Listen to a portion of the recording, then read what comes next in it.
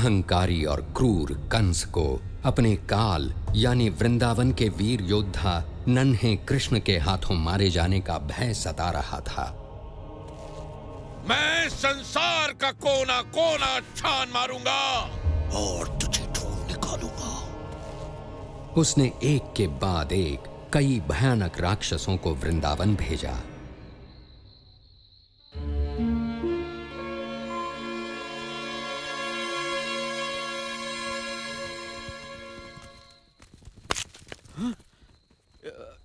यही सही रास्ता है ना? यही सही रास्ता है।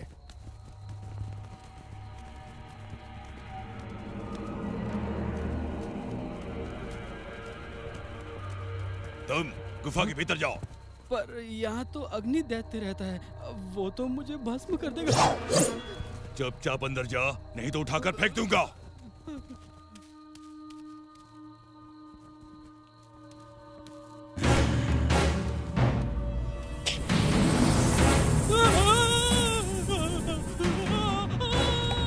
मेरी नींद खराब करने वालों को मैं सदा की नींद सुला दूंगा। मैंने तुझे गुफा से बाहर आने को विवश कर ही दिया, मूर्ख अग्निदैत्य।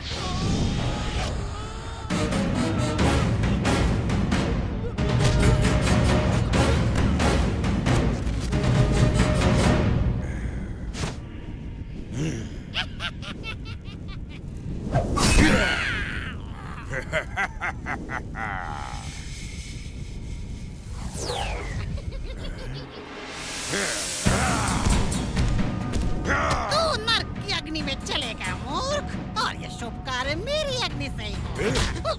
तेरी अग्नि बुझाने के बाद किसी को भी नहीं जला पाएगा तू।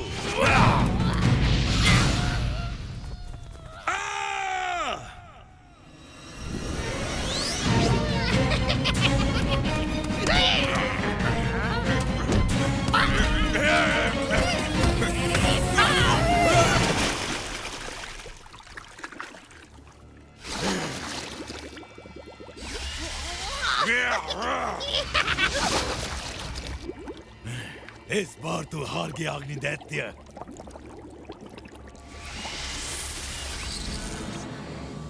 इस बार मैं हारा प्रलंबसुर, पर अगली बार बारी तुम्हारी है। पर आज तुम रास्ता भूल के यहाँ कैसे पहुँचे? महाराज कंस की आज्ञा है कि उनके काल के दूत को भस्म कर दिया जाए, इससे पहले कि वो उनके विनाश का कारण बने। मैंने भी उसकी चर्चा सुनी है। अगर हम दोनों मिल जाएं तो उसे ढूंढकर उसका खात्मा कर सकते हैं। हमें तो पता ही नहीं इतने सारे बच्चों में वो कौन है। सो हमें सभी बच्चों की जान लेनी होगी। ये तो और भी सरल है। धूप में सूख कर वन वैसे भी जलने को तैयार है। मैं वन के पेड़ों और उनके छांव में खेलने वाले सभी बच्चों को जला दूंगा, और महाराज का काल शीघ्र ही भस्म हो जाएगा। अपनी मशालें दिखाओ।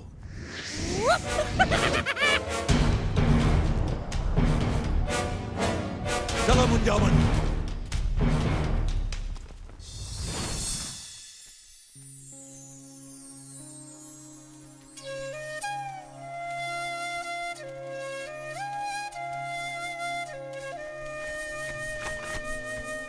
तुम्हारी बांसुरी कितनी सुरीली और मधुर है कृष्णा।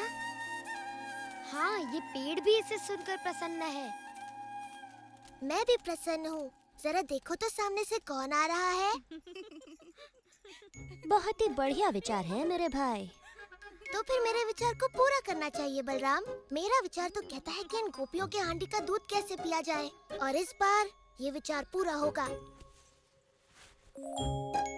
मधु, सुबाला, वेश बदलने को तैयार हो जाओ। कौन सा वेश? हाँ, सही कहा तुमने।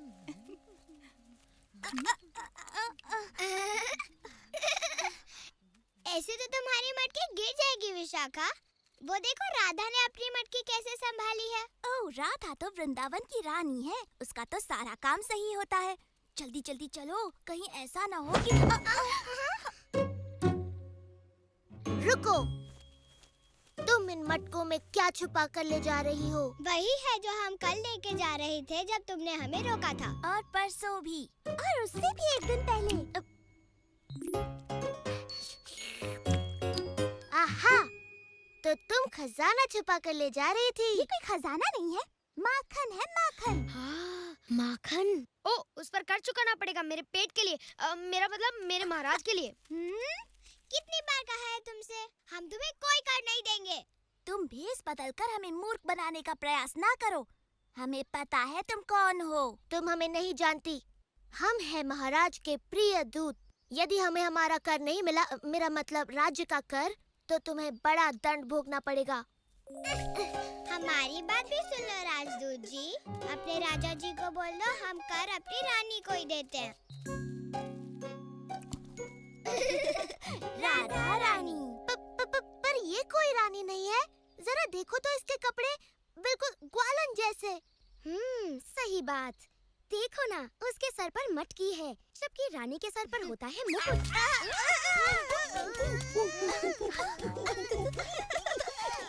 और तुम्हारे सर पर बंदर का मुकुट।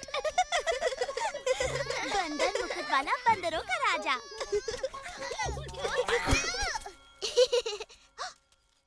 यहाँ क्या हो रहा है? हम कर लेने बाद में आएंगे।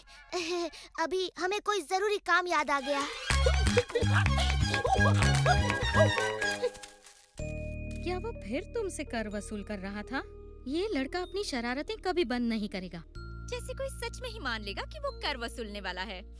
हर किसी को पता है कि वो हमारा दुलारा नटखट कृष्ण है। सुधा, उसकी शरारतें कभी कम नहीं होंगी और हम हमेशा उसे दुलार कर छोड़ देती हैं। उस नटखट को तो सबक सिखाना ही होगा। पर वो हमारे हाथ आए तब ना। चिंता मत करो, एक बार हम उसको सबक सिखा दें, उसके बाद कृष्णा तुम्हें कभी परेशान नहीं करेगा। क्यों, मेरे हिस्से का कर लाए हो ना? कुछ भी नहीं मिला हमें बलराम। अगर ऐसे ही चलता रहा तो हम सब भूखे मर जाएंगे। चलो, माखन की तृप्ति ना मिली तो क्या हुआ, कृष्ण की बांसुरी तो है।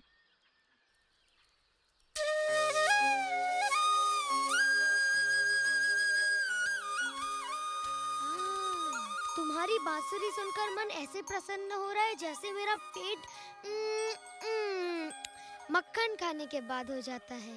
वाह, कृष्ण की बांसुरी सुनकर अब कुछ नया खेल खेलने का मन कर रहा है। चलो देखते हैं किसमें कितना बल है। हो जाए रस्साकशी। चलो हो जाए कृष्णा। जो हारेगा वो विजेता को अपने कंधे पर बिठाकर नदी तक घुमा कर लाएगा।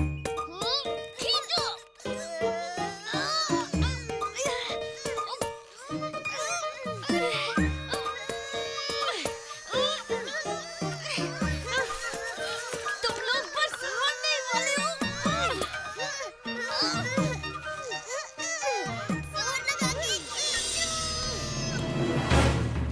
ठहरो, मिल गए बच्चे। अग्नि दैत्य बाहर आओ, हमें काम शुरू करना है। इनमें से ही कोई एक वो काल है। ओह, मेरा दिल तो धड़क गया। चलो इन सारे बच्चों को अपनी आग में भून देता हूँ। रुको, अगर तुम ऐसे जाओगे तो वो भाग जाएंगे। पहले मैं उनको वन की ओर लेकर आता हूँ, फिर तुम सही समय की प्रतीक्षा करना और सारे पेड़ों में आग लगा देना। तब उनका वहाँ से जीवित निकलना असंभव होगा। वाह, बड़ी भभकती योजना है प्रलंबासुर। वन की ओर चलो। अब मेरे हाथों मरने से तुम्हें कौन बचाएगा?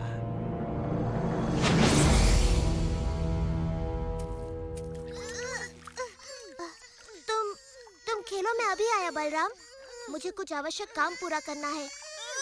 कैसा काम मेरे भाई? अधूरा कर वसूलना है। मगर तुम चले गए तो खेल कैसे होगा?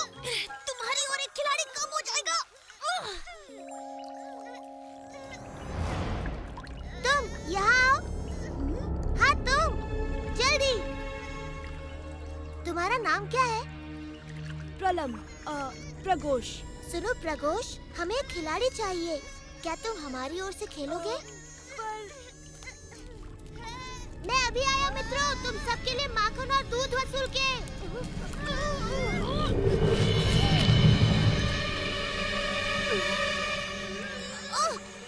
मुझे इन बच्चों को पहले वन की ओर भेजना होगा ताकि अग्नि दैत्य अपना कार्य पूरा कर सके।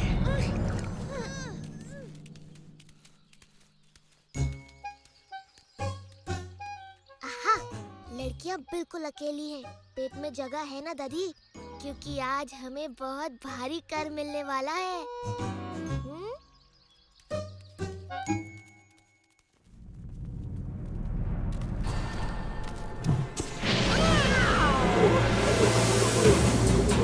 ये जगह बढ़िया है।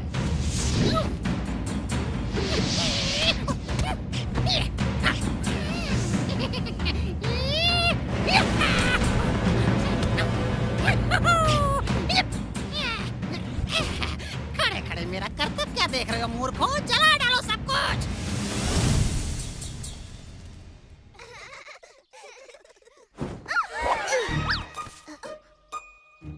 बस बहुत हुआ। आज तुम्हें कर चुकाना ही पड़ेगा। या तो सीधी तरह कर चुकाओ या फिर महाराज के इस विशेष दूत के गुस्से का शिकार बनो।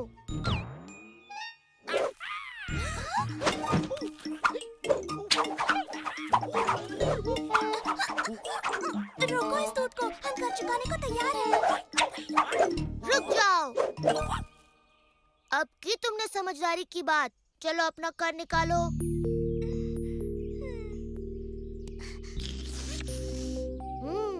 वृंदावन के महाराज खुश होंगे, बहुत खुश।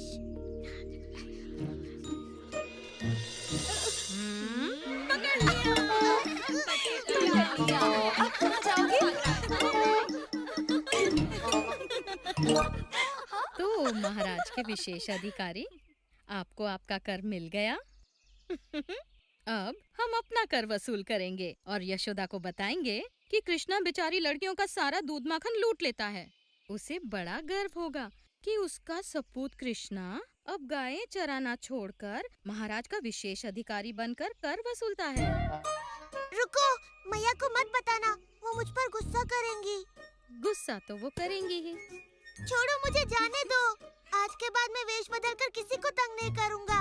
उसकी जरूरत नहीं पड़ेगी, क्योंकि हम तुम्हें सिखाएंगी कि दूध मक्खन ले जाने के लिए कैसे वस्त्र पहनने चाहिए। क्या कहती हो चंद्रिका? हाँ, ये तो आवश्यक है। चलो चलो शुरू करो। वो लोग थक गए। जोर से खींचो मित्रों। हम जीत गए। हम जीत गए। चलो आ जाओ नदी तक हमें अपनी सवारी कराने। चलो, खड़े रहकर मेरा मुंह मत देखो। चलो चलो सवारी कराओ, घुमा कर लाओ। मैं किसी को सवारी नहीं कराऊंगा। मेरी सवारी करेगा केवल बलराम। मेरी सवारी अब सीधे मृत्यु द्वार पर जाकर रुकेगी। अरे हाथी की तरह नहीं, घोड़े की तरह दौड़ो। घोड़े की तरह तेज और तेज।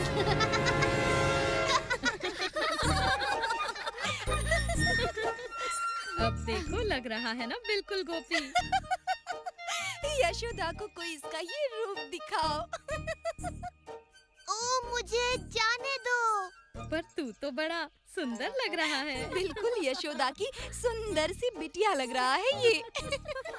शायद मेरा पुत्र सुबाला तुमसे विवाह कर ले, तब तो तुम मेरी भी पुत्री बन जाओगे। मैं वचन देता हूँ, आज के बाद मैं कोई शरारत नहीं करूँगा, सच्ची। हाँ हाँ चले जाना, ये कर दो, लेते जाओ। तुम्हारा मन भर गया? इस तरह मुझे लज्जित करके तुम सब प्रसन्न हो गए ना? अब तो मैं जा सकता हूँ। जाने से पहले हमें नृत्य नहीं दिखाओगे? चलो दधी, बाजा बजाओ।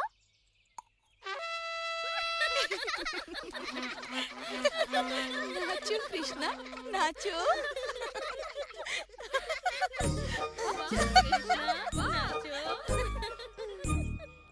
ठहरो, ठहरो, ठहरो।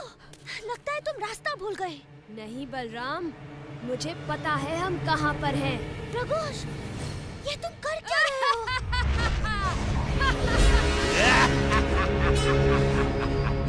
अच्छा, तो तुम मुझे मारना चाहते हो, हाँ? और तुम्हारे सभी मित्रों को भी।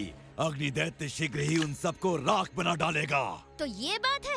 अच्छा, तो देखते हैं कौन पहुंचता है मृत्यु के द्वार तक। अवश्य देखते हैं।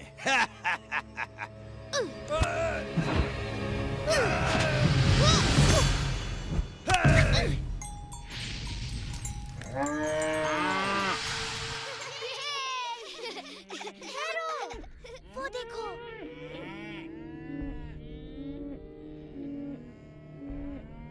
हमारी गाय खतरे में है।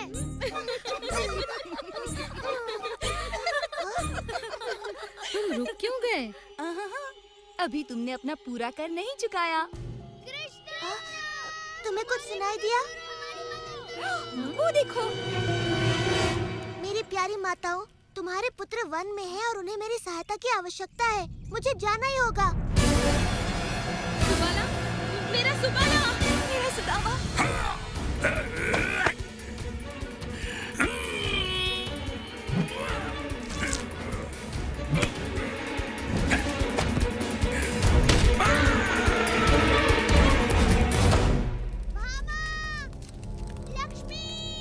हमारी गाय कहाँ है? वो वन में गई थी ताज़ी हरी घास चरने। हमें उनकी रखवाली करनी चाहिए थी, ना कि कर वसूली।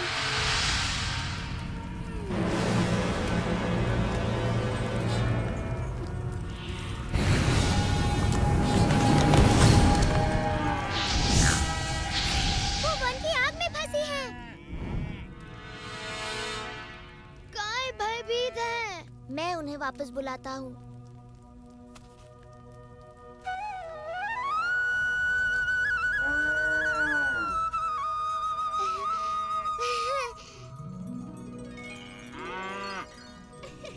सुंदरी, तुम ठीक तो हो ना?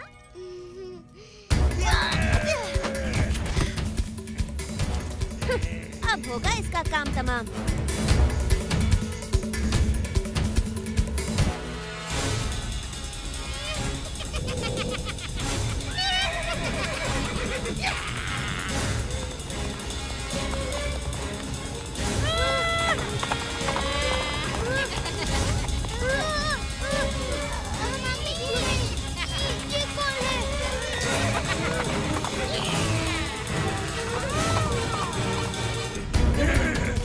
अरे टोप को मत उतारना, तुम्हारी भद्दी शक्ल देखकर बेचारे पशु डर जाएंगे।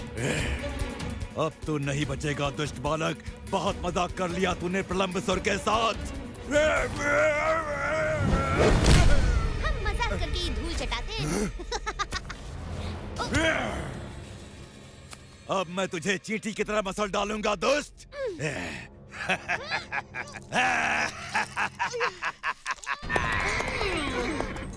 वहाँ प्रलंबसुर तेरे भाई की चटनी बना रहा है और यहाँ मैं तुझे और तेरे दोस्तों को भून डालूंगा ताकि महाराज कंस को कोई भय न रहे। ओ कृष्णा, हमारी रक्षा करो। डरो मत मित्रों, मेरे रहते तुम्हारा बाल भी बांका नहीं होगा। अब मेरी बात सुनो, तुम घास पर लेट जाओ और मन में सोचो कि सुबह की ठंडी ठंडी हवा तुम्हें छू रही है। क्या हुआ बच्चे? अपने मित्रों की आंखों के सामने जलने में शर्म आ रही है क्या? ओह, इतना मत हंसो अग्नि दैत्य। मैं नहीं चाहता कि मेरे मित्र तुम्हारी दुर्गति होते देखें।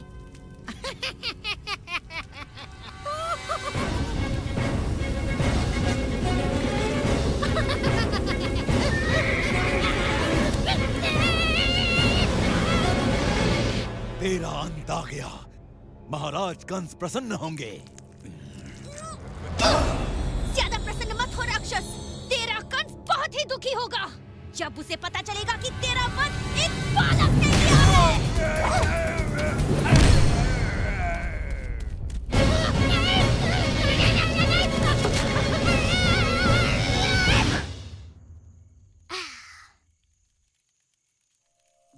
उठने का समय हो गया।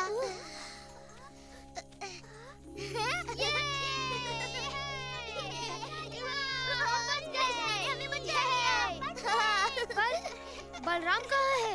अग्नि दैत्य ने कहा था कोई राक्षस उसे मार डालेगा। तुम लोग उस अंगीठी की बातों में आ गए।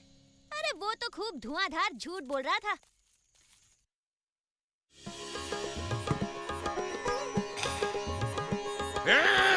बंद करो ये हल्ला गुल्ला, मेरे सर में पीड़ा होने लगी है।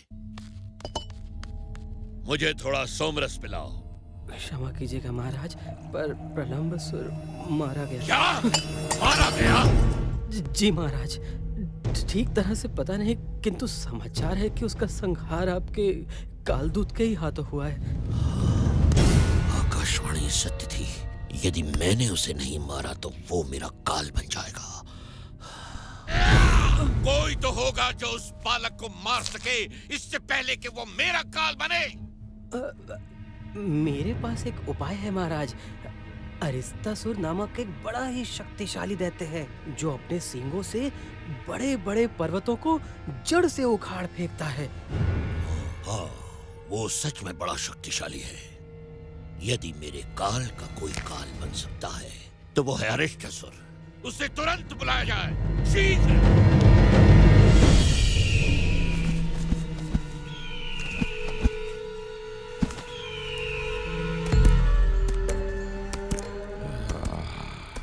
वृंदावन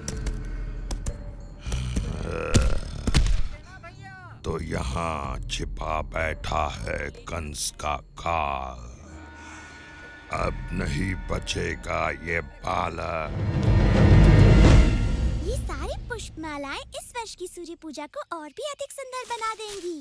और मैं इस बार सूर्य पूजा के लिए सबसे सुंदर वस्त्र पहन कर आऊंगी। अब तुम दोनों बातें बनाना बंद करो, नहीं तो हमारा कार्य ही पूरा नहीं होगा।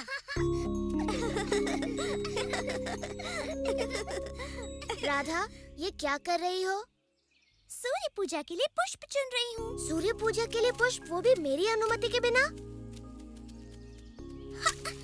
हमें तुम्हारी अनुमति की कोई आवश्यकता नहीं। देखा तुम लोगों ने? ये लड़कियाँ मेरे पुष्प चुरा रही हैं। तुम इस वन के मालिक कब से हो गए? तुमने कभी कोई बीज नहीं रोपा, कभी किसी वृक्ष को पानी नहीं दिया। तुम कुसुम वन की शोभा बिगाड़ रहे हो, गायों और अपने बिगड़ैल साथियों के साथ।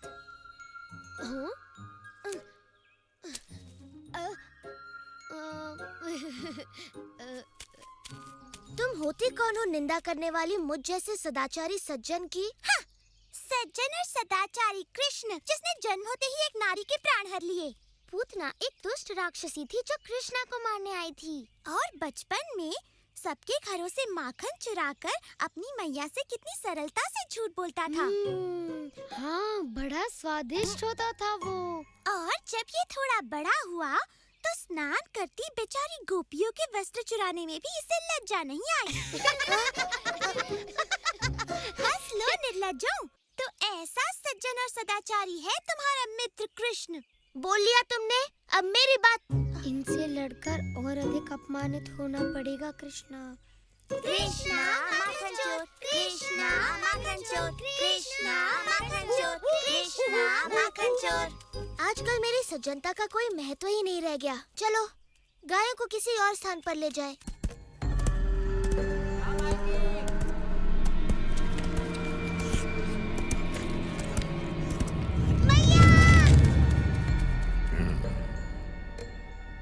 ये तो बड़ा डरपोक बालक था, ये वो नहीं हो सकता। अरे कोमल, तुमने मेरे लाल को कहीं देखा? हर शाम मैं व्याकुल होकर उसके वापस आने की राह देखती हूँ। तुम्हारी व्याकुलता मैं समझती हूँ। मैं भी उसकी वापसी की प्रतीक्षा करती हूँ। उसके नए नए कारनामे सुनकर बड़ा आनंद आता है। नए नए कारनामे? हो न हो ये वही है, रुक कर प्रतीक्षा करता हूँ। ललिता, विशाखा, देखो यहाँ के पुष्प कितने सुंदर हैं, परंतु वहाँ तक मेरा हाथ ही नहीं पहुँचता। ये कैसी आवाज है? किसी गाय के गले की घंटी होगी। सो जाओ भाई। ये घंटी की आवाज नहीं लगती। ये क्या कर रही है?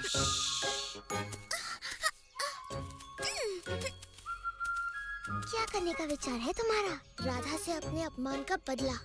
हमें और पुष्प चाहिए राधा। चिंता न करो, मैं कोशिश कर रही हूँ। ये डाल तो झुक गई। लगता है ईश्वर मुझ पर प्रसन्न है।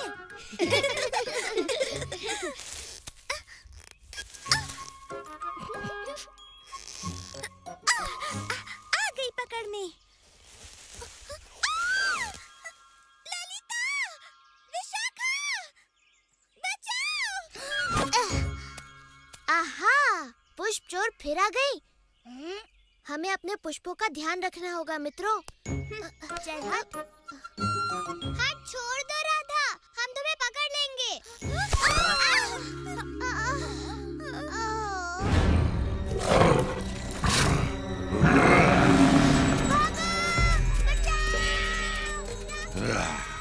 इनमें से कोई नहीं, परंतु यदि कंस का काल इतना पराक्रमी है जितना कि मैंने सुना है, तो अपने गांव को विपत्ति में देख दौड़ा चला आएगा।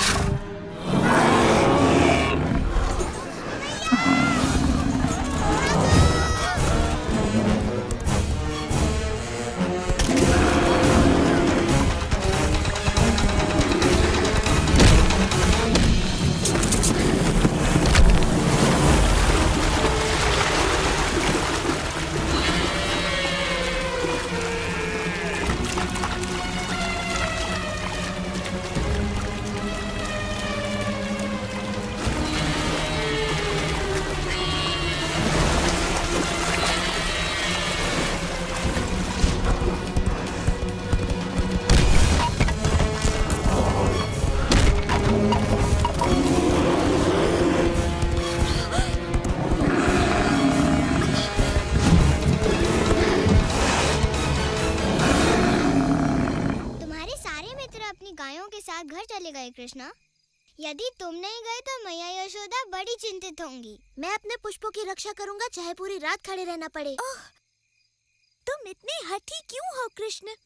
हमें ये पुष्प मालाएं सूर्य पूजा के लिए चाहिए। ये सोचना मेरा काम नहीं। अब ये पुष्प केवल भगवान विष्णु के लिए है। ये किसकी आवाज थी? ऐसा लगा कि कोई राक्षस है।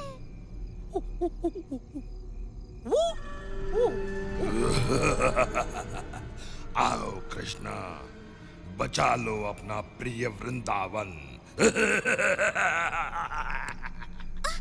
रुक जाओ कृष्ण, ये कोई षड्यंत्र है। हो भी सकता है, पर मैं वृंदावन वासियों की पुकार अनसुनी नहीं कर सकता।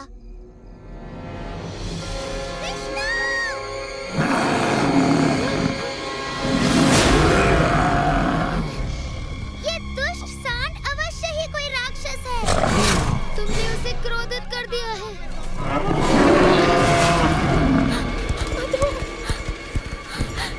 इन्हें क्षमा कर दो। कृष्णा,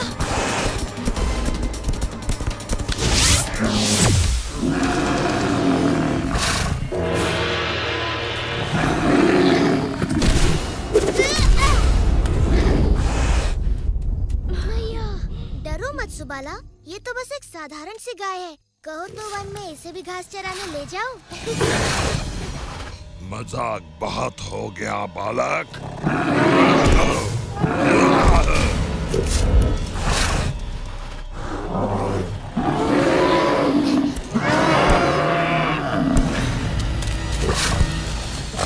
तुम कोई राक्षस नहीं हो, एक नीच और अधर्मी पशु हो।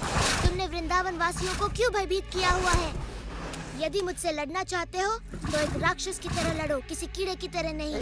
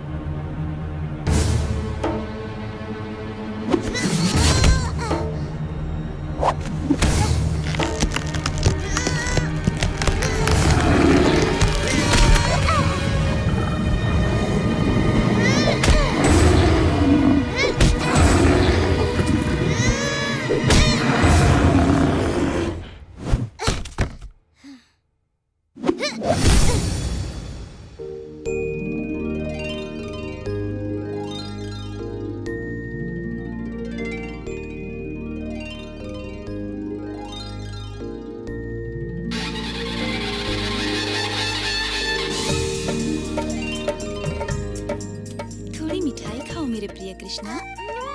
धन्यवाद। एक और? स्वादिष्ट। नहीं नहीं बस और नहीं। कृष्णा मेरे हाथ से भी। अच्छा बस एक और। आप लोग भी खाइए ना।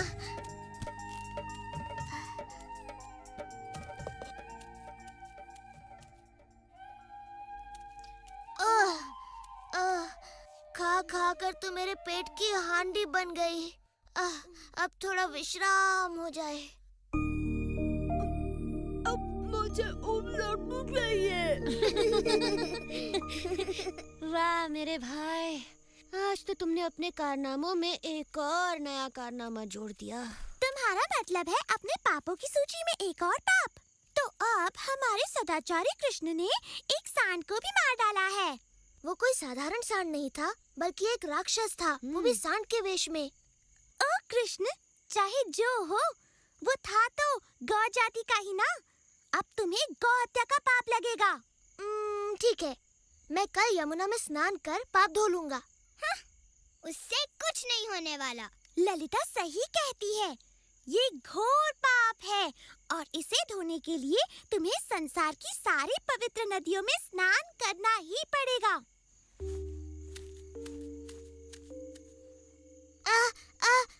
मुझे एक अच्छा उपाय सूझा है। पूरा संसार घूमने से अच्छा है मैं सभी पवित्र नदियों को यहाँ लाकर उनमें स्नान कर लूं। ओह कृष्ण, सपने देखना छोड़ो। सपने देखती जाओ।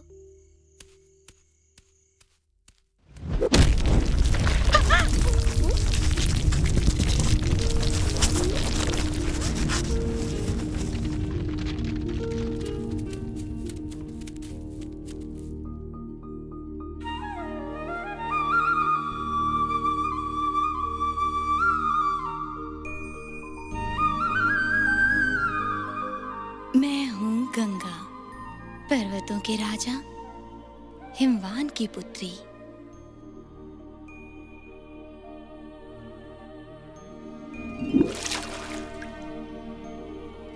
मैं हूँ कावेरी।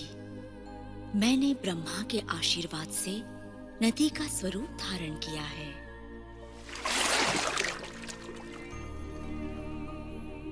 मैं गोदावरी हूँ।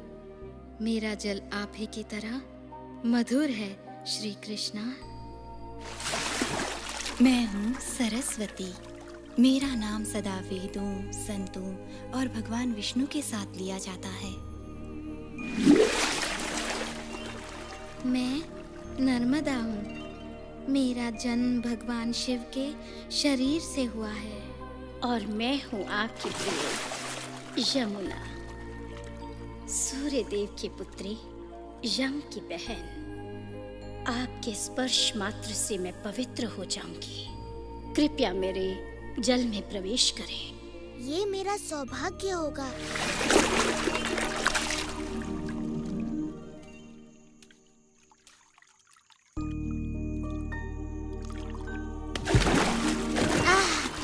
इस सरोवर का नाम होगा श्याम कुंड। इसका जल पवित्र और शीतल है और श्याम कुंड में स्नान कर मेरे समस्त पाप धुल गए हैं। पर तुम तीनों पाप की भागी बन गई हो, राक्षस अरिष्टासुर का पक्ष लेकर। आओ श्याम कुंड में स्नान करके अपने पाप धो लो। नहीं, तुम्हारे पाप धोकर अब ये जल अशुद्ध हो गया है। हम अपना सरोवर स्वयं बनाएंगी। हाँ, यहीं पर जहाँ अरिष्टासुर ने अपने पैरों से गड्ढा बना दिया।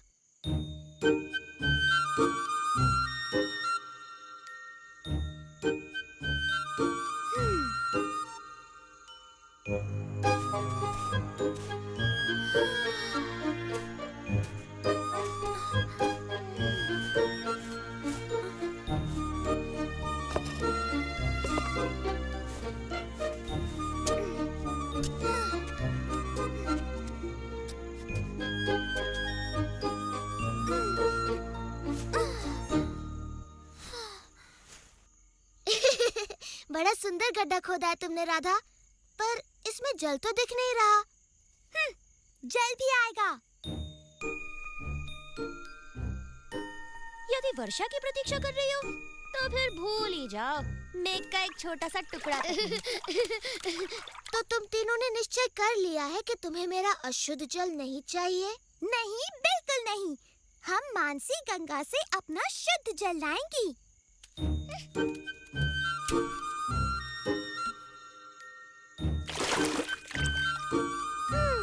क्या मुझे इनकी सहायता करनी चाहिए बलराम? तुम्हारी सहायता के बिना ये कुछ नहीं कर पाएंगी भाई।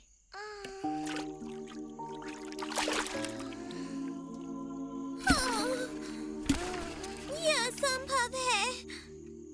ऐसे तो सरोवर बनने में पूरा जीवन लग जाएगा।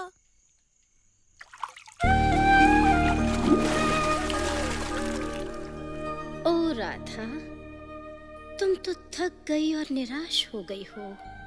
हमें सेवा का अवसर प्रदान करो। हम तुम्हारा ये सरोवर अपने पवित्र जल से भर देंगे। जी, धन्यवाद। हमारे पास और कोई रास्ता नहीं।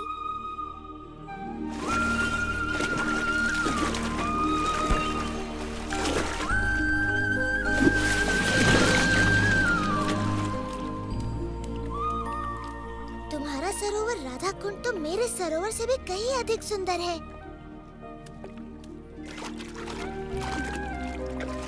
ये सरोवर सदा मेरा प्रिय रहेगा और मैं यहाँ प्रतिदिन स्नान करूँगा। तुम्हारा सरोवर भी बड़ा सुंदर है कृष्णा। मैं प्रतिदिन यहाँ अपनी सखियों के साथ स्नान और जल क्रीड़ा किया करूँ।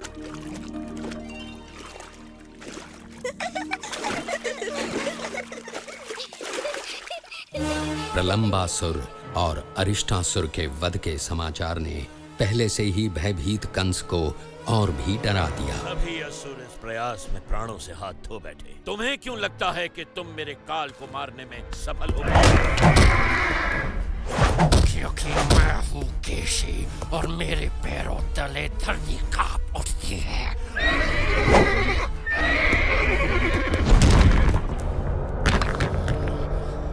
मैं आपके काल को ढूंढ निकालूंगा महाराज कंस, और उसे अपने पैरों तले रोन डालूंगा।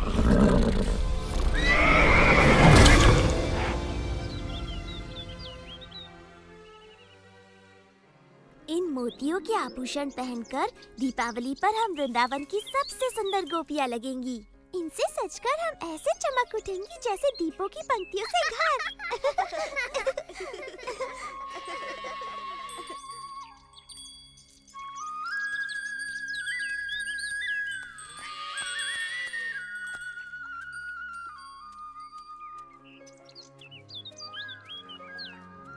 तुमने देखा ये लड़कियां मुझे किस प्रकार अनदेखा कर रही हैं बलराम? तुम्हारे सुंदर रूप के चकाचौंध में अंधी है मेरे भाई, तभी अनदेखा कर रही हैं। वो तो है ही, पर मेरे विचार से वो नहीं चाहती मैं उनके मोतियों के आभूषण देखूं जो वो दीपावली के लिए बना रही हैं।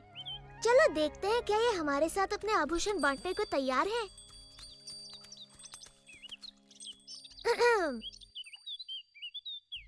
तुम्हारे काम में बाधा डालने के लिए क्षमा चाहता हूँ गोपियों, किंतु मैं अपने आप को रोक नहीं पाया। तुम्हारे आभूषणों की सुंदरता मुझे यहाँ खींच लाई। मेरे मित्र भी दीपावली का त्योहार मनाना चाहते हैं। क्या तुम उन्हें अपने कुछ मोती दोगी ताकि वो भी तुम्हारी तरह अपनी सुंदरता बढ़ा सके? मुझे नहीं पता था कि सुबाला और मधु को अपनी सुंदरता का इतना ध्यान है। मैं उनकी बात नहीं कर रहा, मेरा मतलब था हंसी और हरिणी। प्यारी गोपियों, तुम्हें अपने आभूषणों पर इतना अभिमान है कि तुमने इन भोली भाली गायों के साथ अपने आभूषण बांटने की मेरी विनती भी अनसुनी कर दी।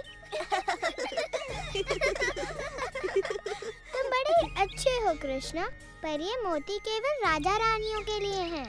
तो तुमने सिर्फ 2 गायों के लिए ही क्यों मांगा? अपनी सारी गायों के लिए मांगना चाहिए था ना। मुझे तुम्हारे सारे मोती नहीं चाहिए ललिता, बस मेरी 2 सबसे प्रिय गायों के सींगों को सजाने के लिए थोड़े से। माफ कर दो कृष्णा, पर मेरे पास तुम्हारी गायों को देने के लिए एक भी मोती नहीं है। ठीक है, रहने दो, इनके लिए मैं मोती ढूंढ लूंगा।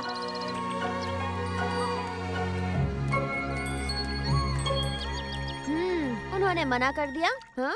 ना तो गायों के लिए कोई सम्मान है, ना मेरे लिए। एक बार मैं इनकी बुद्धि ठिकाने लगा दूं, तब समझ में आएगा।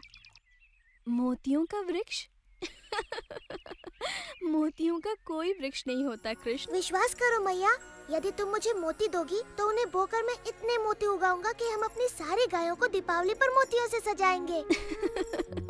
ओ मेरे नन्हे कृष्ण, मोती फलों की तरह नहीं उगते, वो बनते हैं सुदूर समंदर की सीपियों में। प्यारी मैया, मुझे थोड़े से मोती दे दो ना। वचन देता हूँ 3 दिनों में वो उगाएंगे और तुम्हारे पास पहले से कहीं अधिक मोती होंगे। मैं तुम्हें कभी भी ना नहीं कह सकती मेरे दुलारे कृष्ण। मेरी प्यारी मैया, धन्यवाद।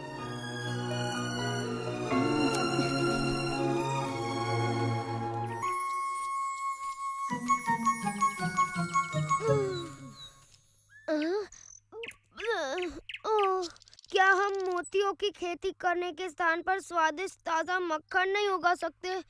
मूर्खों की तरह बात न करो मधु, मक्खन पेड़ पर नहीं लगता, तुम्हारे पेट पर लगता है। तुमने समाचार सुना रहा था? वृंदावन में सभी एक नए किसान की चर्चा कर रहे हैं। अच्छा, वो जो मोतियों की खेती कर रहा है। तुम मेरे कंगन बोकर मेरे लिए नए कंगन उगा दो ना कृष्ण। एक बार मेरे खेत में मोतियों की फसल आ जाने दो, फिर देखते हैं कि कौन किस पर हंसता है। कृष्णा, क्या हम लड्डुओं की भी खेती कर सकते हैं? नहीं मधु, पर तुम्हारे विचार से एक योजना सूझी है। तुम्हारे और सुबाला के लिए एक काम है।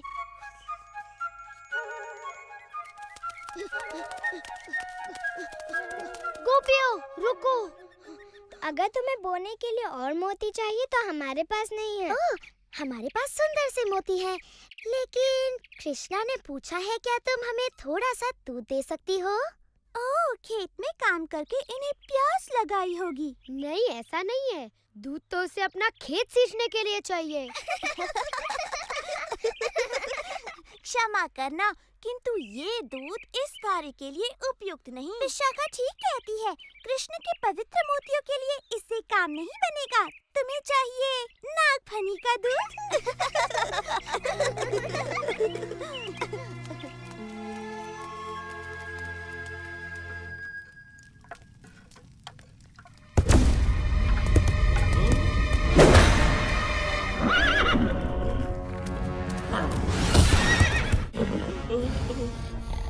वो दिखने में कैसा था? उसके बालों में मोर पंख लगा हुआ था, वो पीली धोती पहने हुए था और वो बांसुरी बजाता था।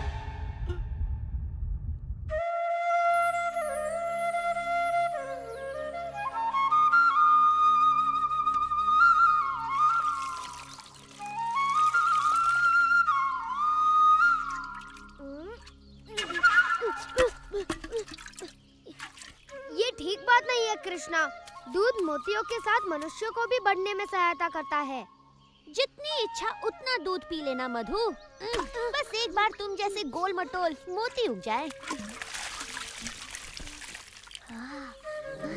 कृष्णा, देखो, मोती अंकुरित होने लगे। मोती अंकुरित होने लगे। इनकी सुगंध अद्भुत है। भंवरे भी इनकी सुगंध से मदमस्त हो रहे हैं। ये अद्भुत सुगंध कहाँ से आ रही है? तुम्हारे मोतियों से मैया, वो उगने लगे। उग तो रही है, परंतु मोतियाँ नहीं, कांटे। कृष्णा, देखो, एक मोती खिला। ये तो हमारे हुए मोतियों से कहीं अधिक सुंदर और बड़े हैं। हम धनी हो गए। हम धनी हो गए। ये अवश्य कृष्ण का कोई छल है। ये नकली मोती हैं। मैंने आज तक ऐसे सुंदर मोती नहीं देखे। इतनी सारी मोती, कितनी सुंदर है। इसी का भय था। कृष्ण की मोतियों के सामने हमारे मोती फीके दिखने लगेंगे। अगर हम उसे कुछ मोती मांगे तो वो बिल्कुल भी मना नहीं करेगा। हमारा दुर्व्यवहार देखकर अब वो हमें मोती तो नहीं, ताने अवश्य देगा। इस दीपावली पर हम सबके हास्य का पात्र बनेंगे। ऐसा नहीं होगा। हमें पता है कृष्ण ने मोती कैसे उगाए हैं। ये बड़ा सरल है। हम भी मोतियों की खेती करेंगी हाँ, और हमारे मोती उसके मोतियों से अधिक सुंदर होंगे। क्या तुम लोग पागल हो गई हो? कृष्णा ने ऐसी सरलता से कर लिया तो क्या तुम भी कर लोगी? उसने तो गोवर्धन भी उठा लिया था, तो क्या तुम ही उठा लोगी? मोतियों की खेती आसान नहीं है, देवताओं के लिए भी। कृष्णा तो हमेशा ही ऐसे चमत्कार करता रहता है, पर क्या तुमने कभी एक भी चमत्कार किया है? मोतियों की खेती कोई चमत्कार नहीं है, इसमें कृष्ण की कोई माया नहीं। वृंदावन की दिव्य भूमि है ही इतनी उपजाऊ। हाँ, हमारे वृंदावन की दिव्य भूमि यमुना के जल की तरफ अद्भुत है। हम मोती बोएंगे और दूध के साथ साथ उन्हें घी और माखन से सींचेंगे। तब तो कृष्ण की मोतियों से हमारे मोती कहीं अधिक सुंदर और बड़े उगेंगे। आओ, रुको, बोना ही है तो ये छोटे मोती क्यों? हमारी माओ के पास बड़े बड़े आभूषण हैं। हाँ, जितने बड़े बीज उतने सुंदर फल। विशाखा, राधा, सच में माँ, तुम्हें इनसे 10 गुना मोती वापस मिलेंगे। घबराओ मत मैया, हमें अच्छी तरह पता है हम क्या कर रहे हैं।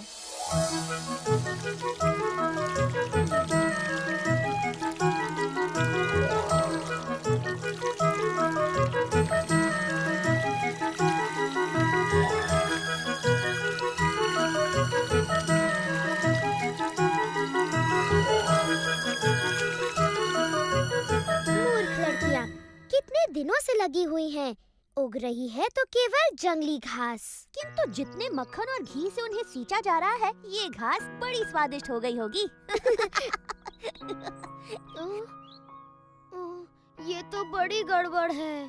तुम चाहते हो कि उनके भी मोती उगे? नहीं, मैं चाहता हूँ वो घी मक्खन को बर्बाद न करके उनका सदुपयोग करे। कृष्णा, मेरे सच्चे मित्र, क्या मुझे कुछ देर के लिए तुम्हारी धोती, बांसुरी और मोरपंख मिलेंगे? ओह, तुम बड़े चतुर हो मधु। मेरे विचार से लड़कियां एक थके हारे मोतियों के किसान के साथ अपना घी माखन अवश्य बांटेंगी।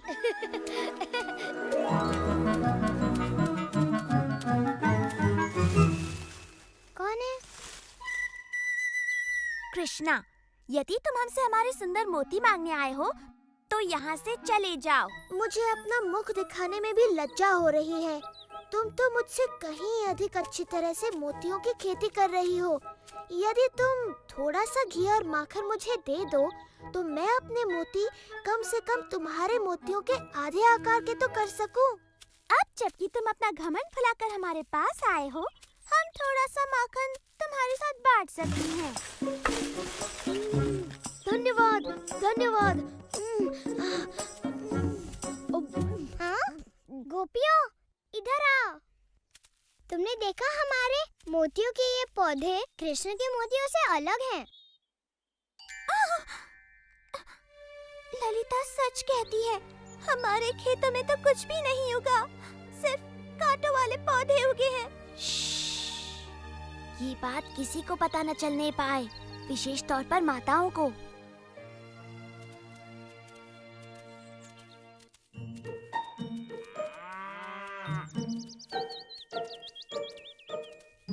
हार्दिक शुभकामनाएं। सुना है तुम्हारे खेत में फसल लहलहा उठी है। अच्छा, तुम्हें किसने बताया? एक नन्ही चिड़िया ने, जिसके पैर में एक कांटा चुभ गया था।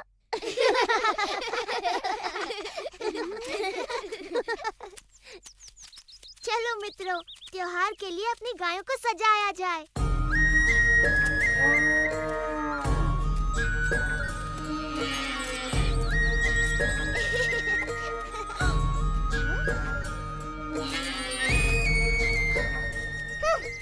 माताओं को जब पता चलेगा कि हमने उनके सारे मोती खो दिए तो वो बड़ी क्रोधित होंगी। मैंने तो पहले ही कहा था, पर तुमने मेरी बात ही नहीं सुनी। ये सब कृष्णा ने किया। मैं समझी नहीं विशाखा। वो झाड़ियों में छुपा था, याद है?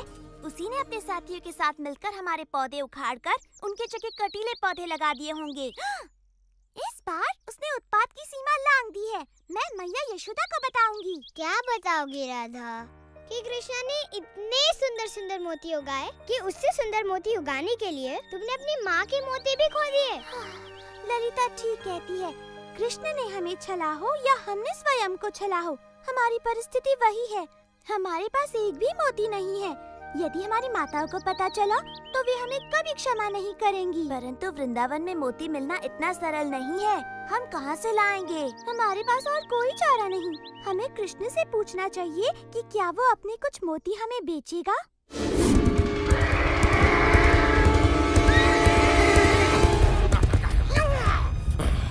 कहाँ है वो बालक?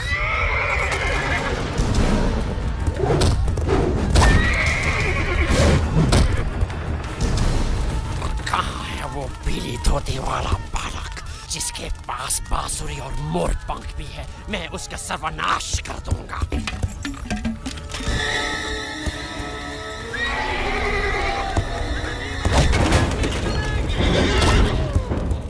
चलो यमुना पियो।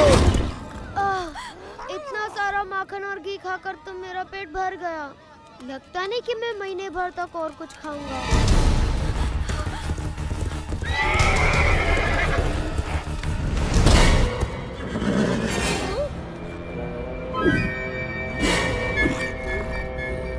आखिर मैंने तुम्हें ढूंढ निकाला कंस के काल। मैं काल नहीं मधुमंगल हूँ। नहीं, तू कंस का काल कैसे बनेगा? क्योंकि मेरे पैरों से कुचले जाने के बाद तुझे कुछ करने का मौका ही नहीं मिलेगा।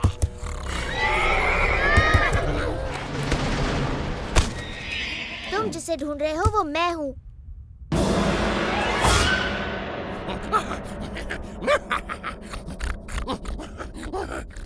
कम से कम उस लड़के में थोड़ा बहुत मांस तो था। तुझे तो मैं बाएं पैर से ही मार दूंगा बच्चे। इससे डरो मत। केशी बिल्कुल हमारे खेलने वाले काठी के घोड़ों जैसा है। अब देखेगा तो कि मैं कितना खतरनाक हूँ और क्या कर सकता हूँ।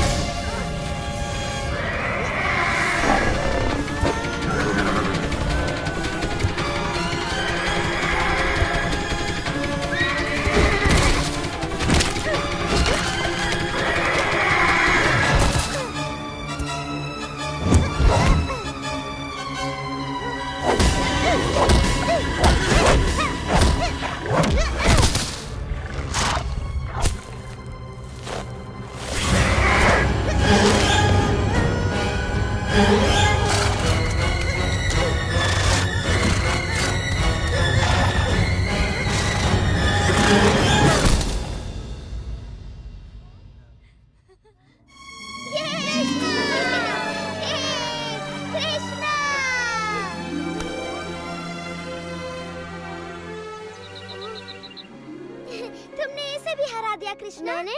मैंने इसे मारा? पूरी तरह तो नहीं मेरे मित्र, परंतु भेष बदलकर वीरता पूर्वक इसे मुझ तक तो तुम ही लाए।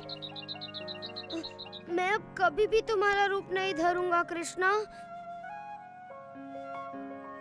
चाहे जितना भी घी माखन मुझे खाने को मिले। बहुत सही कहा मधु, ये राय दुरुस्त है।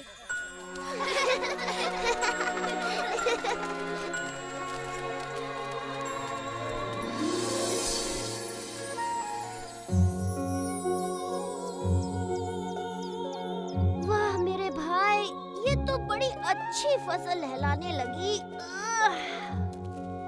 हाँ, बस बेचारे गोपिकाओं के फसल में कुछ भी नहीं होगा।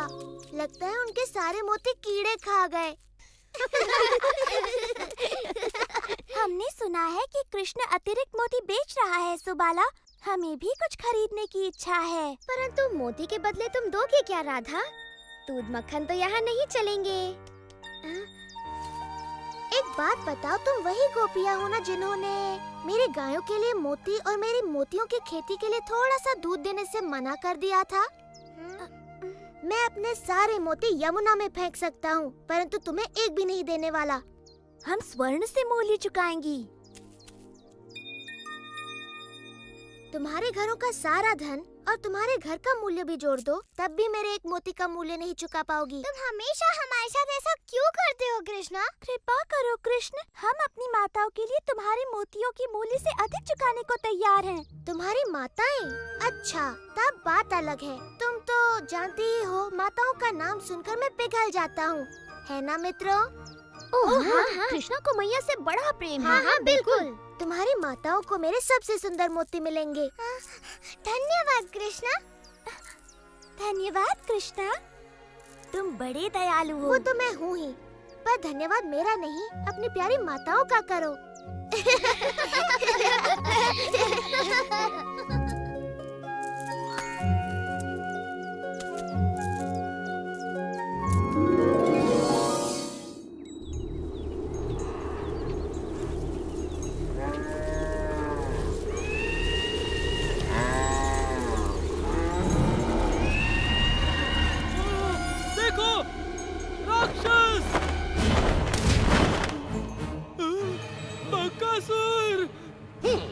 मुझे बड़ी भूख लगी है और मुझे गर्मा गर्म खाना चाहिए।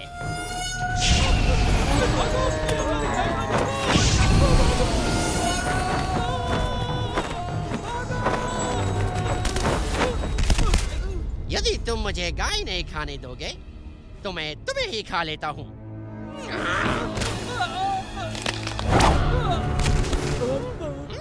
मेरे भोजन में बाधा डालने का साहस किसने किया? बकासुर, मैं तुम्हारे भोजन में बाधा डालने नहीं, बल्कि उसे और भी स्वादिष्ट बनाने आया हूँ। और ये आप करेंगे कैसे महाराज कंस, जबकि आपने तो मेरे भोजन को भगा ही दिया। मैं तुम्हें अवसर दे रहा हूँ कि तुम मेरे काल को मारकर उसके स्वादिष्ट नर्म मांस का आनंद उठाओ। आपका काल महाराज? वो बालक जिसने आपके भेजे सभी राक्षसों का वध कर दिया? आप चाहते हैं कि अब मैं उसके हाथों बलि चढ़ूं? ये कैसा उपहास है महाराज? ये उपहास नहीं बकासुर, यदि तुम उसे मारने में सफल रहे तो मैं तुम्हारे लिए आजीवन स्वादिष्ट भोजन का प्रबंध करवा दूंगा।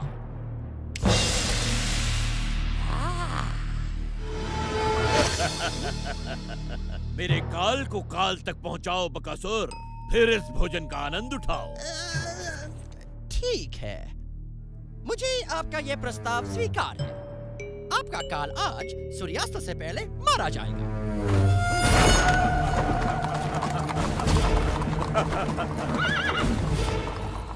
कंस का काल जो भी है धन्य है, जिसके कारण हमारी गायें बच गई। सच कहा तुमने, हमारी गाय बचाने के लिए तुम्हारा धन्यवाद। हम इतनी देर से चल रहे हैं, मेरे पैर तो पत्थर की तरह भारी हो गए हैं। अगर इस सरोवर के बीच में कोई रास्ता होता तो हम लोग वृंदावन जल्दी पहुंच जाते। हमारे थके हुए पैरों को भी शीतलता मिलती। मुझे किसी ने मारा। तुम जो भी हो, इसी समय हमें सताना बंद कर दो। नहीं, रुक जाओ। नहीं, बस करो। रुक जाओ। हम राक्षस हैं, वैजयंती की गेंदों से आक्रमण करने वाले। अब तुम हमें नहीं मार पाओगे।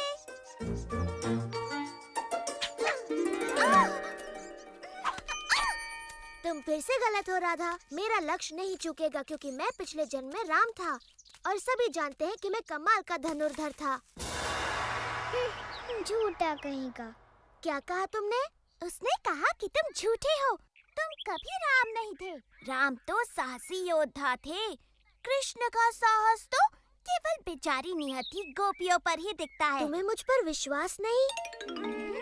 पर मैंने धनुर्धर राम का रूप धरा था। धनुर्विद्या में महारत हासिल करने के लिए मैंने ऋषि वशिष्ठ से शिक्षा ली। जब मुझे पता चला कि महाराज जनक ने अपनी पुत्री सीता का स्वयंवर रचाया है और जो भी उनके शिव धनु की प्रत्यंचा चढ़ाएगा वो सीता का विवाह उसी से करेंगे, समझी? ओह, किंतु जब सभी महाबली शिव धनु उठाने में असफल रहे, मैंने उसे इतनी शक्ति से उठाया कि शिव धनु भंग हो गया पल भर में। किंतु जब सीता से मेरा विवाह हुआ, मेरे पिता ने मुझे अयोध्या छोड़कर दंडकारण्य में वनवास पर जाने का आदेश दिया। वहाँ सीता और अपने भाई लक्ष्मण के साथ मैंने वन घूमकर सभी दुष्ट राक्षसों का संहार किया। परंतु तभी रावण ने मेरी प्रिय पत्नी सीता को हर लिया और मेरे परम भक्त जटायु के प्राण ले लिए। फिर मैंने रावण की लंका ढूंढ निकाली और वानरों की सहायता से उसका संहार किया और फिर अपने नगर अयोध्या लौटकर वहाँ का राज संभाला। हम सभी को रामायण पता है कृष्ण, और उस कहानी में तुम कहीं नहीं थे। मेरी बात मानो, मैं अब भी वनों में भटकता हूँ, किंतु मेरे हाथों में अब धनुष नहीं, ये बांसुरी होती है और तीनों लोगों को अपने बाणों से भयभीत करने के स्थान पर अपनी बांसुरी के तान से समस्त प्राणी जगत को मोहित होने पर विवश करता हूँ।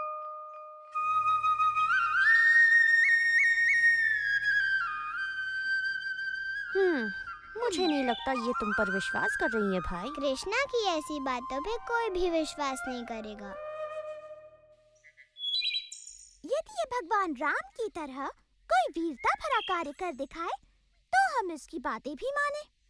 यदि तुम इस सरोवर पर वृंदावन के लिए एक पुल बना सको, जैसे श्री राम ने वानर सेना की सहायता से लंका के लिए बनाया था, तो हम तुम्हारी बातों पर विश्वास करें।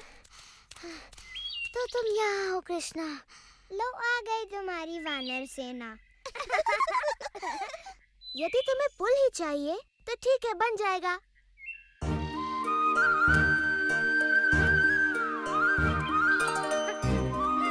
मेरे विचार से ये कार्य अकेला दधिलोभा नहीं कर पाएगा।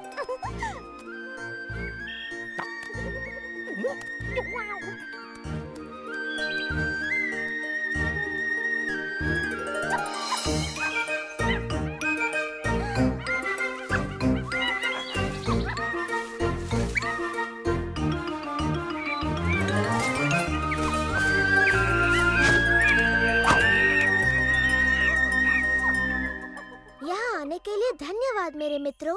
मुझे फिर से तुम्हारी सहायता की आवश्यकता है। इन गोपियों के लिए सरोवर पर एक पुल बांधो ताकि ये सरलता से घी माखन वृंदावन ले जा सके।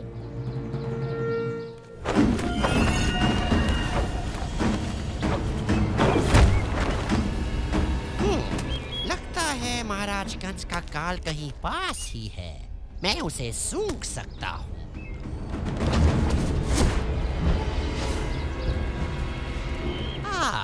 ये रहा। मुझे विश्वास है कि महाराज इसी बालक की बात कर रहे हैं।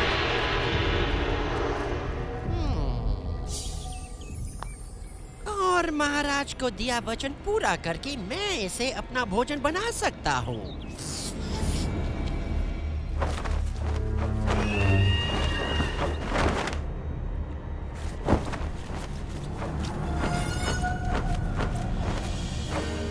बकासुर ने कृष्ण को ढूंढ निकाला। इंद्र, क्या मैं उसे अपनी अग्नि से भस्म कर दूं? नहीं अग्निदेव, हमें कुछ देर प्रतीक्षा करनी चाहिए।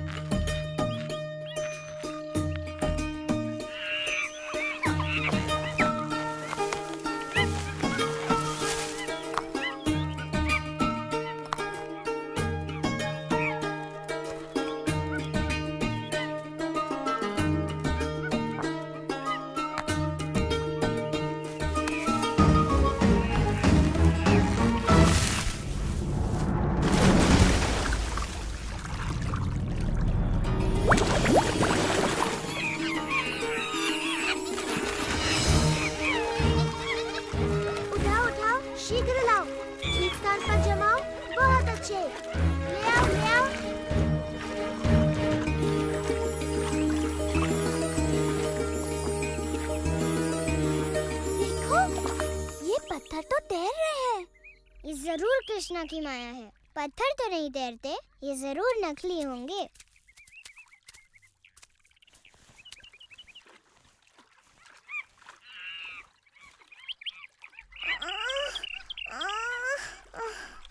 मैं नहीं उठा सकती। नहीं, कृष्णा ऐसा चमत्कार बिल्कुल नहीं कर सकता। जरूर यहाँ के सारे पत्थर तैरते होंगे।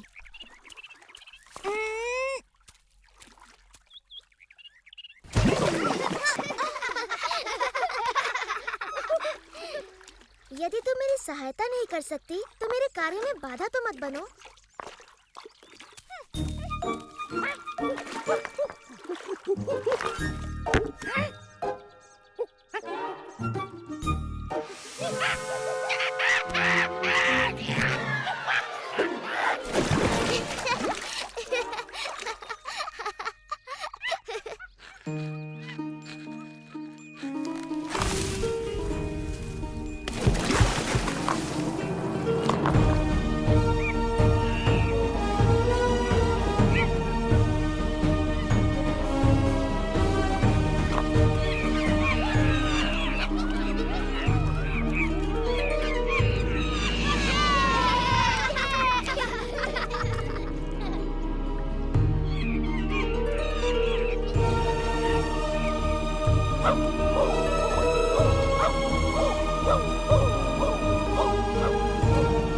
तुमने कर दिखाया मेरे भाई।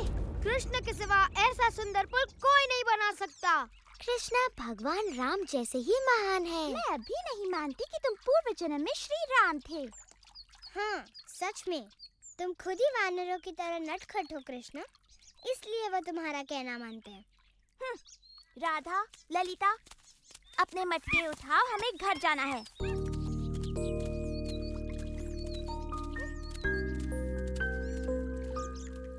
तो वृंदावन तक पुल बनाने का ऐसा धन्यवाद दे रही हो तुम मुझे?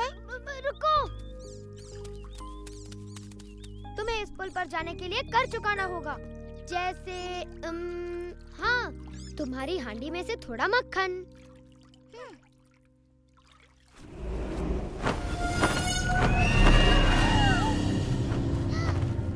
कृष्णा, देखो, वो राक्षस है, वो हम सबको खा जाएगा।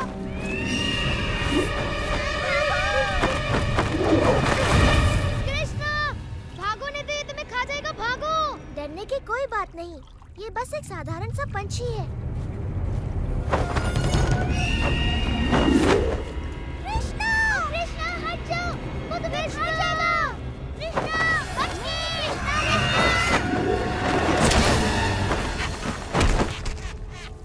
कृष्णा,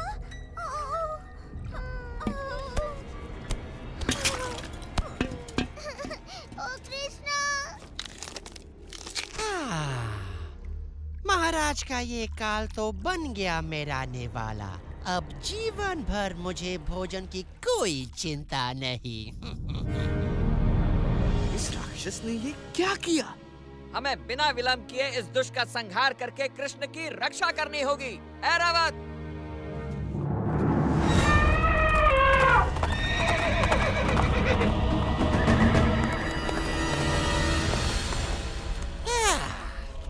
इंद्र, आओ आओ, तुम्हारा स्वागत है। मैंने ऐसा क्या कर दिया कि मुझे देवों के दर्शन होने लगे? हम तुम्हें दर्शन देने नहीं बल्कि तुम्हारा नाश करने आए हैं।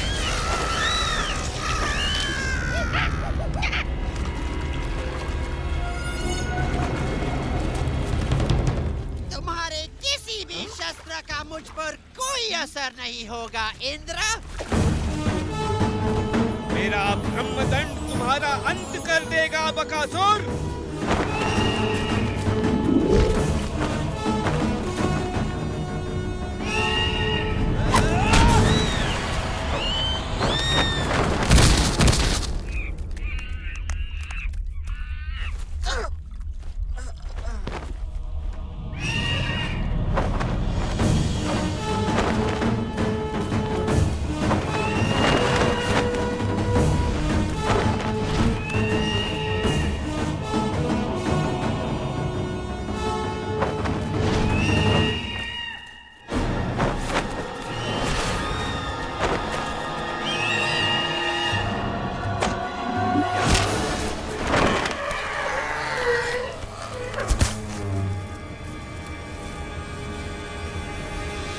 तेरा अंत निकट है बकासुर।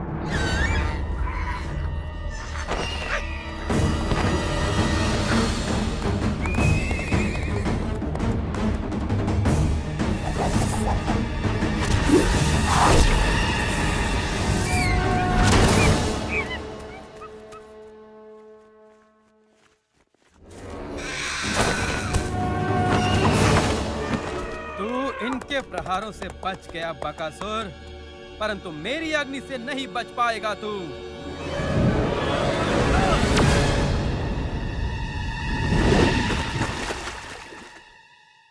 अंततः इसका अंत हो ही गया।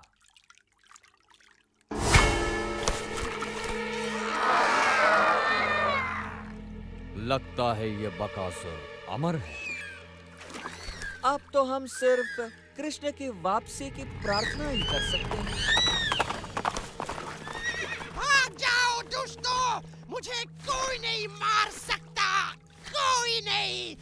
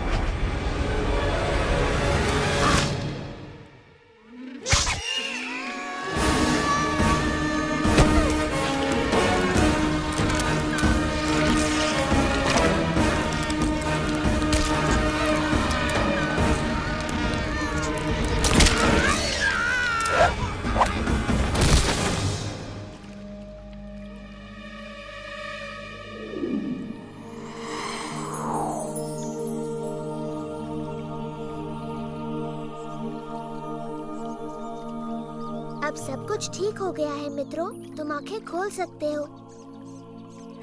कृष्णा, ओ कृष्णा, तुमने हम सबको उस राक्षस से बचाया। कृष्णा,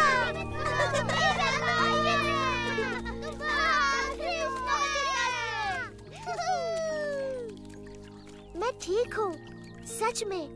इतना चकित होने की कोई आवश्यकता नहीं। चलो पुल पर से होकर वृंदावन चलते हैं।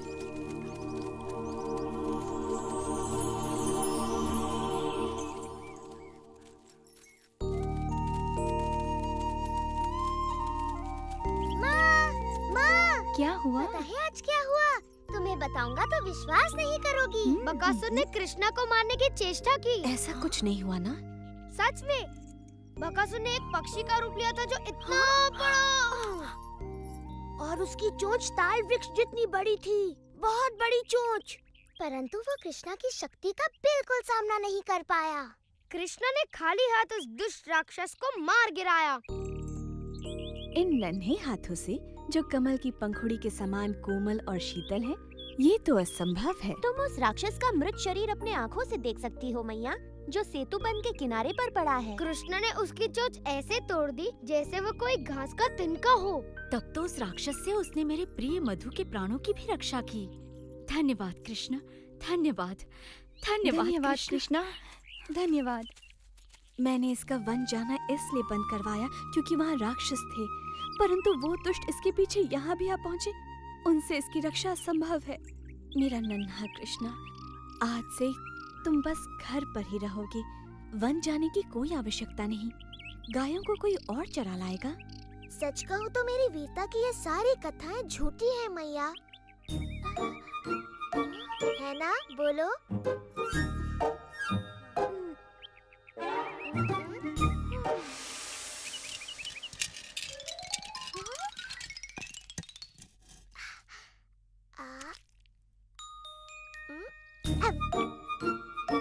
तुम्हें नहीं लगता कि ये पिछले जन्म में भगवान राम था? और इस तरह नन्हे कृष्ण ने एक वीर योद्धा होने का कर्तव्य निभाते हुए भयानक दैत्यों से अपने प्रिय साथियों और वृंदावन की रक्षा की और अपने अदम्य साहस से सभी के हृदयों को जीत लिया।